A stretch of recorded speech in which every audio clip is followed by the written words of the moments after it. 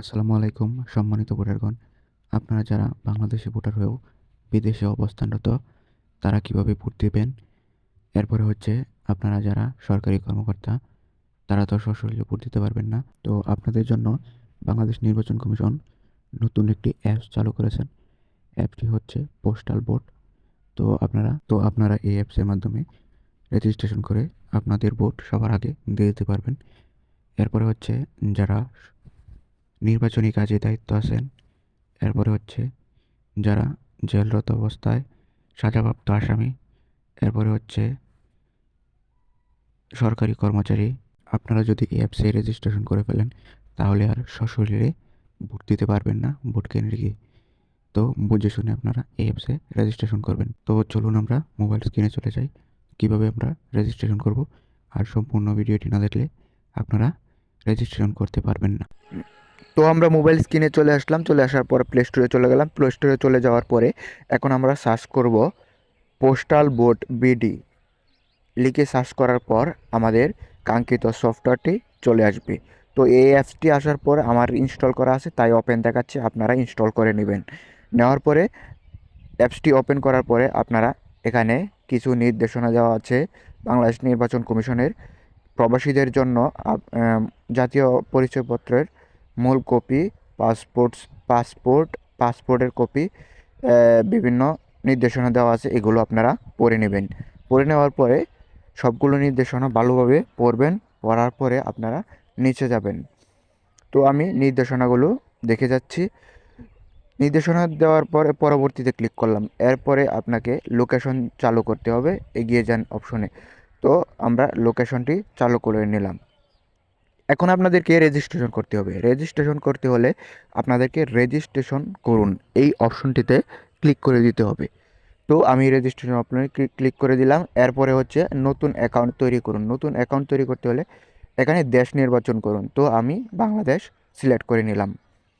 আপনারা যেই দেশে আছেন, যেই দেশ থেকে ভোট দিতে আসেন সেই দেশ থেকে, যেই দেশে আসেন সেই দেশ সিলেক্ট করে নেবেন। তো আমি বাংলাদেশ সিলেক্ট করে নিলাম।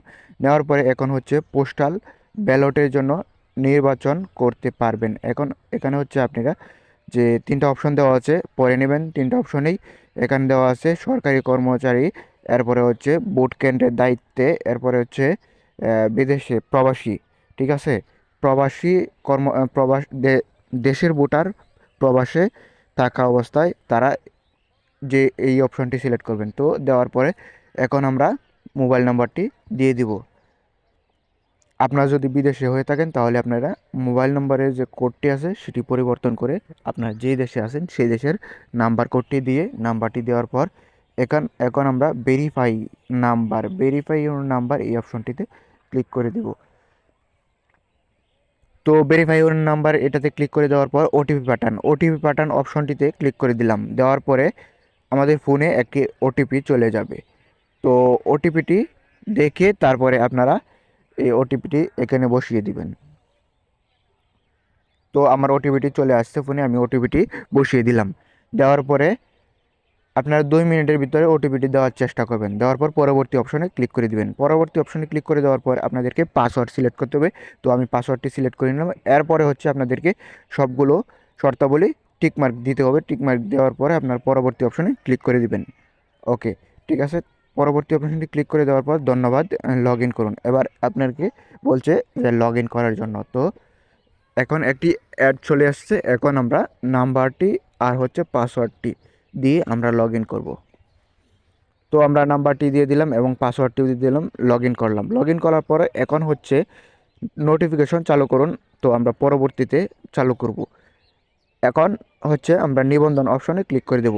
যেহেতু আমরা রেজিস্ট্রেশন করব, নিবন্ধন অপশনে ক্লিক করার পর একটি অ্যাড শো করবে কিভাবে আপনারা এটি পরবর্তী ধাপে যাবেন সেই বিষয়ে অ্যাডটি চলে আসছিল। তো আমরা অ্যাডটি দেখার প্রয়োজন নেই। পরবর্তী অপশনে ক্লিক করার পর আমাদেরকে জাতীয় পরিচয়পত্রর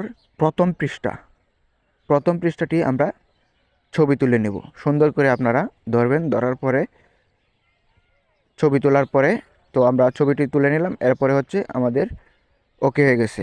এখন পরবর্তী অপশনে ক্লিক করে দিবেন। পরবর্তী অপশনে ক্লিক করে দেওয়ার পরে আমাদেরকে নতুন আরেকটি ইন্টারফেসে নিয়ে আসবে। তো এখন আমাদেরকে পরবর্তী ধাপের জন্য টিউটোরিয়াল দেওয়া হয়েছে। পরবর্তী ধাপের জন্য এখন হচ্ছে আমাদের ছবি তুলতে হবে। তো ছবি তোলার জন্য আমরা এরপরে পরবর্তী অপশনে ক্লিক করে দিবেন। এখন ফেসটি সেলফি তুলুন। ছবিতে ক্লিক করার পরে আপনার ডিটেলস ব্যক্তিগত তথ্য শো করছে। এরপরে হচ্ছে আপনার পরবর্তী অপশনে আবার ক্লিক করে দিবেন। এরপরে হচ্ছে আপনার ঠিকানা সুন্দর করে লিখে দিবেন। দেওয়ার পরে পরবর্তী অপশনে ক্লিক করেন। এখন আপনি জেলা সিলেক্ট করবেন, আপনি যে জেলা, এরপরে হচ্ছে আপনারা উপজেলা সিলেক্ট করবেন। এরপরে হচ্ছে পরবর্তীতে ক্লিক করে দিবেন। এরপরে আবারও পরবর্তীতে সব কিছু দেওয়ার পর পরবর্তীতে ক্লিক করবেন। এখন নিশ্চিত করুন হ্যাঁ অপশনে ক্লিক করে দিবেন। ধন্যবাদ। ঠিক আছে, আপনার আবেদনটি। সবাইকে ধন্যবাদ ভিডিওটি সম্পূর্ণ দেখার জন্য।